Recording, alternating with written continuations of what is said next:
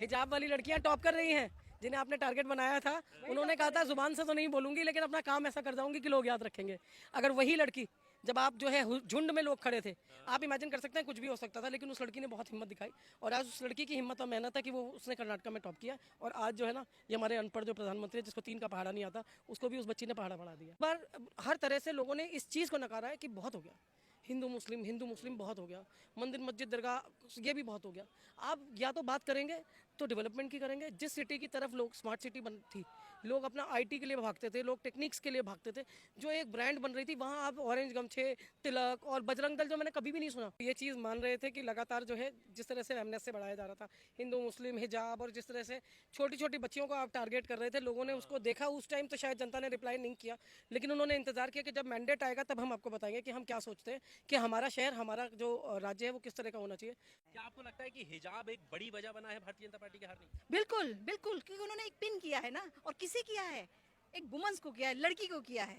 लड़की बचाओ लड़की पढ़ाओ, चलो लड़की भी तुम ही लूटो और लड़की हमारी हो। तो तुमने देख लिया ना कि अगर हमें तुम पिन करोगे तो हम तुम्हें कहीं नहीं छोड़ेंगे।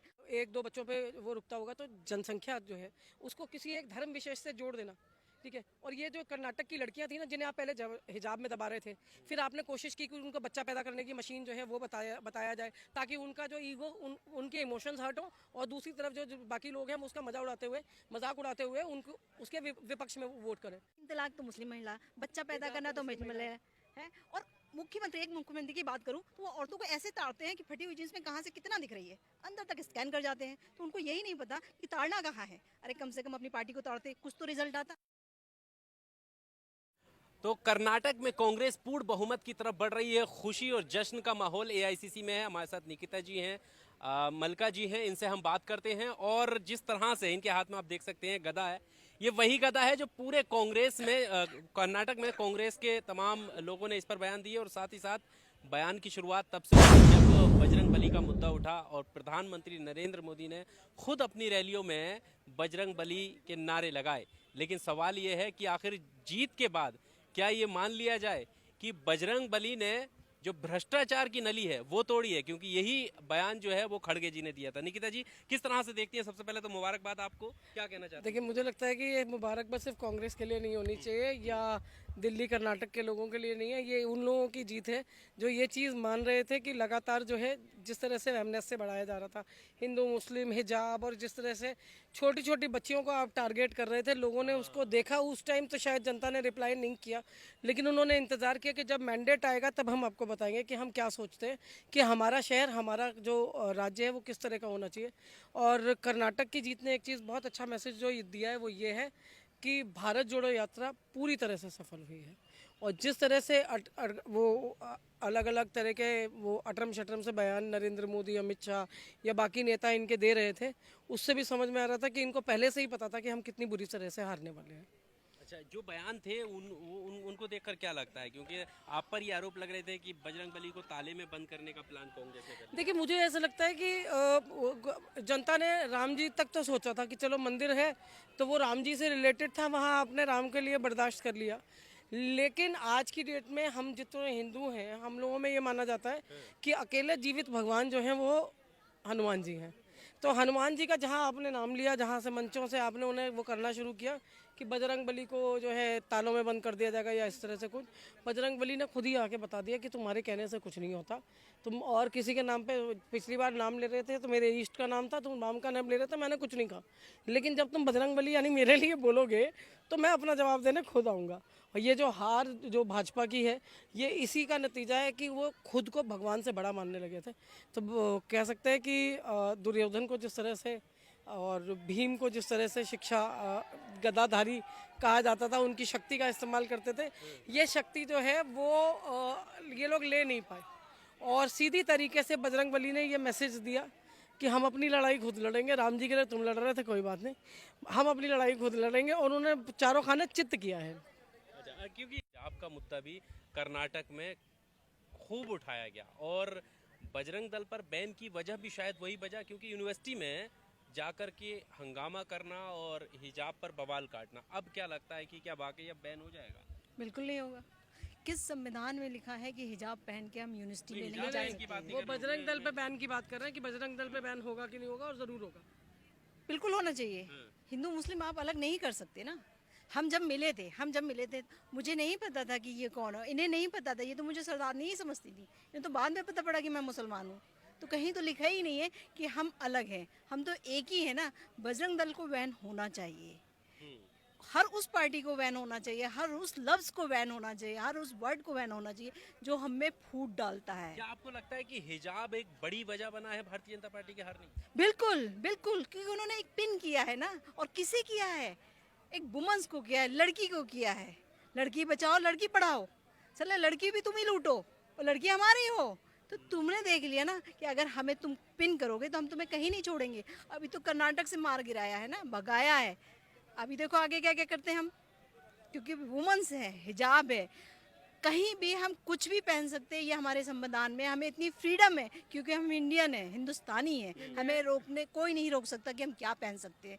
मैं साड़ी भी बहुत प्यार से पहनती हूँ, बिंदी नहीं लगा पाती, पर कभी मैंने लगाई है बिंदी, बहुत प्यार से लगाई है, और उस बिंदी का सम्मान भी किया है मैंने। तो कैसे आप मना कर सकते हैं? तो फिर आपने क्यों नहीं कहा कि मलका तुमने बिंदी क्यों लगाई, इसे उतार फेंको। आज भी फेसबुक पे कहीं ना कहीं है। और नमाज पढ़ने के बाद ही लगाई थी मैंने, असर की नमाज पढ़ने के बाद बिंदी लगाई है, एक के साथ एक दो लगाई थी ना। हाँ, तो फिर उसको बोला कि हिजाब में पहनो, मुझको बोल के दिखाओ ना। उसने तो दिखा दिया, कर्नाटक में भगा दिया तुमको, हम तो दिल्ली में बैठे हैं। हाँ मैम, हिजाब एक जो मुद्दा उठाया था वो उससे कहीं ना कहीं भारतीय जनता पार्टी को चोट पहुंची है। देखिए, भारतीय जनता पार्टी को चोट इसलिए नहीं पहुंची कि उन्होंने हिजाब का मुद्दा उठाया था, उन्होंने गलत व्यक्ति को गलत समय पर टारगेट कर लिया। देखिए, ढकी हुई महिलाएं कौन से समाज में लोगों को पसंद नहीं आती। हमारे यहाँ भी हिंदुओं में भी घूंघट प्रथा और औरतों का पंचायतों में बाहर ना निकल के आना, घरों से बाहर ना निकल के आना, उनके तो वोट भी उनका परिवार डिसाइड करता है कि आप किसको वोट देंगी किसको नहीं देंगी। तो घूंघट में औरतें, घर के अंदर औरतें, पर्दे के अंदर औरतें और हिजाब में औरतें, कोई फ़र्क नहीं था। तो आपने इसे डिफरेंस जो आपने लाने की कोशिश की, या तो आप अपनी तरफ भी वो बदलाव करते। धर्म विशेष पे वो जो बार बार धर्म को ये लेके आते हैं ना, इस बार हर तरह से लोगों ने इस चीज़ को नकारा है कि बहुत हो गया, हिंदू मुस्लिम बहुत हो गया, मंदिर मस्जिद दरगाह ये भी बहुत हो गया। आप या तो बात करेंगे तो डेवलपमेंट की करेंगे। जिस सिटी की तरफ लोग स्मार्ट सिटी बन थी, लोग अपना आईटी के लिए भागते थे, लोग टेक्निक्स के लिए भागते थे, जो एक ब्रांड बन रही थी, वहाँ आप ऑरेंज गमछे, तिलक और बजरंग दल, जो मैंने कभी भी नहीं सुना कि कर्नाटक में बजरंग दल इतना एक्टिव, जो वो बजरंग बली के नाम के बाद उन्होंने किया। लेकिन मैं अभी थोड़ी देर पहले भी शायद मैंने एक बात को कहा है कि उत्तर प्रदेश और कर्नाटक के बीच का डिफरेंस भूल गए। कर्नाटक स्मार्ट सिटी है, कर्नाटक स्मार्ट स्टेट है। धर्म के बारे में लोग जानते हैं, मानते हैं, लेकिन अंधे नहीं हुए हैं कि डूब जाएंगे, लुटिया डूब जाएगी, दूसरे क्या मजदूरी कर लेंगे, अपना सब कुछ खत्म हो जाएगा, लेकिन हम जात को कंधे पे उठा के घूमेंगे, जातों की लाश को लेकर घूमेंगे, लेकिन हमें डेवलपमेंट नाम की कोई चीज़ नहीं चाहिए। बेरोजगारी जो है यूपी बर्दाश्त कर रहा है, कर्नाटक ये बर्दाश्त करने को तैयार नहीं था। और जो आंदोलन राहुल गांधी ने कन्याकुमारी से कश्मीर तक लेके गए, उस आंदोलन ने असर दिखाया है। अब लोगों को वो लोग चाहिए जो मंचों से झूठ नहीं बोले, फिल्मों का नाम लेके अपने लिए वोट ना मांगे। कश्मीर फाइल्स दिखा लीजिए और आज इमरजेंसी दिखा दीजिए, केरला स्टोरी दिखा दीजिए, कोई फ़र्क नहीं पड़ेगा। फ़र्क तब पड़ेगा जब आप लोगों को ये कहेंगे कि आज आपके बच्चे पढ़ रहे हैं तो कल उनके लिए रोज़गार के अवसर कहाँ पे हैं, आपकी बेटियां पढ़ रही हैं तो ये अपने ही एरिया में सुरक्षित रहेंगी नहीं रहेंगी, हिजाब हो, घूंघट हो, या आप जीन्स में निकल रहे हो, बेटियाँ सबकी कितनी सुरक्षित रह सकती हैं, ये भी इम्पोर्टेंस थी कि आप इसको भी श्योरिटी देते। जिस तरह की बातें आप मंच से करते, लोगों को अब आपके ऊपर से जो है ना विश्वास उठने लगा है और लोग बोर होने लगे, बोर हो रहे हैं इसलिए। आप यहाँ जीत में ये गदा यहाँ पर लेकर आई हैं, इसकी ये क्या ये जो है ना, ये सिंबल है, ये सिंबल है। ये जैसे हम कह सकते हैं कि स्वच्छ भारत मिशन में महात्मा गांधी नहीं दिखाई देते आपको। आप अब अगर गांधी स्मृति के अंदर भी जाएंगे तो महात्मा गांधी नहीं है, वहाँ स्वच्छ भारत मिशन और नरेंद्र मोदी की फ़ोटो है, कूड़ेदान के साथ उनका गांधी जी का एक चश्मा छोड़ दिया गया है, ठीक है, वो सिंबल है उनका। तो बजरंग बली को, जिनको ये उठा के ले गए थे ना, बजरंग बली ने आज पूरे कांग्रेस दफ्तर में अपने सिंबल बांटे हैं। ये कांग्रेसियों ने एक दूसरे को बांटे हैं कि ये जो गदा है ये बजरंग बली की गदा है। और उनको बोलना कि जो आपको शायद पता हो, महाभारत किसी ने देखी सुनी है तो कृष्ण सारथी थे, खड़गे जी को हम सारथी मानते हैं, अर्जुन जो है वो राहुल जी को मानते हैं, ठीक है, और जो विजय का जो रथ वहाँ से निकला है कर्नाटक से, वो 2024 में दिल्ली आएगा और बजरंग बली का पताका उसके ऊपर वैसा का वैसा रहेगा। ये सिंबल है इसका। 24 तक की तैयारी है। 24 की तैयारी है, 24 की तैयारी है, क्योंकि लोगों के दिल में भारत जोड़ो यात्रा ऐसी बसी है कि वो ऐसी यात्राओं को दोबारा देखने चाहते हैं। और एक बात मैं फिर कहूँगी, एक बड़े पत्रकार हैं मनीष सिंह, उन्होंने एक बार लिखा भी था कि आप राहुल गांधी को व्यर्थ ना करें, उसे अध्यक्ष बना के व्यर्थ ना करें, उन्हें कुछ और बना के व्यर्थ ना करें, क्योंकि राहुल गांधी लोगों के नेता हैं। आप उन्हें जनता के बीच में छोड़ दीजिए और वो जननायक ऐसा निकलेगा कि आप इमेजिन करना आपके लिए मुश्किल हो जाएगा कि उसका कद कितना बड़ा है। तो आज राहुल गांधी ने अपना कद जो है कर्नाटक में साबित किया है। अब आने वाले और तेलंगाना, राजस्थान, मध्य प्रदेश, छत्तीसगढ़ के चुनाव है, राहुल गांधी का कद और बढ़ेगा। और 2024 जो है इस AICC दफ्तर में आपके साथ पटाखे बजाते हुए, लड्डू बांटते हुए हम लोग यहीं खड़े मिलेंगे। Thank you.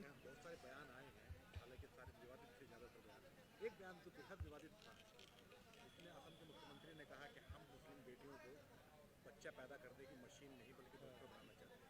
ये जो उन्होंने वर्ड यूज़ किया बच्चा पैदा करने की, देखिए, ये जो निजी हो जाना है, मुझे नहीं लगता कि हिंदुओं में भी ऐसे परिवार हैं जिनमें एक दो बच्चों पे वो रुकता होगा। तो जनसंख्या जो है उसको किसी एक धर्म विशेष से जोड़ देना, ठीक है। और ये जो कर्नाटक की लड़कियां थी ना, जिन्हें आप पहले हिजाब में दबा रहे थे, फिर आपने कोशिश की कि उनको बच्चा पैदा करने की मशीन जो है वो बताया जाए, ताकि उनका जो ईगो, उनके इमोशंस हर्ट हो, और दूसरी तरफ जो बाकी लोग हैं वो उसका मजाक उड़ाते हुए उनको उसके विपक्ष में वोट करें। तो लोगों ने भी इस चीज़ को समझा, और चाहे वो आसाम के मुख्यमंत्री होते हैं, बयान ही ऐसे ऐसे देते हैं, मुझे समझ में नहीं आता कि जब आप बेटी बचाओ बेटी पढ़ाओ जैसी बातें करते हैं, तब आपकी जो इमोशंस हैं, आपकी जो सहानुभूति है, वो महिलाओं की तरफ से क्यों हट जाती है। मुस्लिम महिलाओं को ही सारा न्याय दिलाना है आपने। आप असल में प्रॉब्लम है, आपको 3 तलाक भी उन्हीं के लिए करना है, बच्चा पैदा करने की मशीन हुआ मुस्लिम महिलाओं में दिखता है। 3 तलाक तो मुस्लिम महिला, बच्चा पैदा करना तो महिला है। और एक मुख्यमंत्री की बात करूं तो वो औरतों को ऐसे ताड़ते हैं कि फटी हुई जींस में कहाँ से कितना दिख रही है, अंदर तक स्कैन कर जाते हैं। तो उनको यही नहीं पता कि ताड़ना कहाँ है। अरे कम से कम अपनी पार्टी को ताड़ते, कुछ तो रिजल्ट आता। हमने तो अपना दिखा दिया, बच्चा भी पैदा करके दिखा दिया, बच्चे स्टॉप करके भी दिखा दिया, उन लड़कियों को पढ़ा के भी दिखा दिया। वो लड़की आज भी पढ़ रही है, और मुस्लिम आज कहीं किसी से कम नहीं है, टॉप कर रही है रिजल्ट, और हमेशा रिजल्ट आता है। हिजाब वाली लड़कियां टॉप कर रही हैं, जिन्हें आपने टारगेट बनाया था। उन्होंने कहा था जुबान से तो नहीं बोलूंगी, लेकिन अपना काम ऐसा कर जाऊंगी कि लोग याद रखेंगे। अगर वही लड़की, जब आप जो है झुंड में लोग खड़े थे, आप इमेजिन कर सकते हैं कुछ भी हो सकता था, लेकिन उस लड़की ने बहुत हिम्मत दिखाई, और आज उस लड़की की हिम्मत और मेहनत है कि वो उसने कर्नाटक में टॉप किया। और आज जो है ना, ये हमारे अनपढ़ जो प्रधानमंत्री है, जिसको 3 का पहाड़ा नहीं आता, उसको भी उस बच्ची ने पहाड़ा पढ़ा दिया। सबक सच्चा। Subscribe now and press the bell icon. Never miss an update.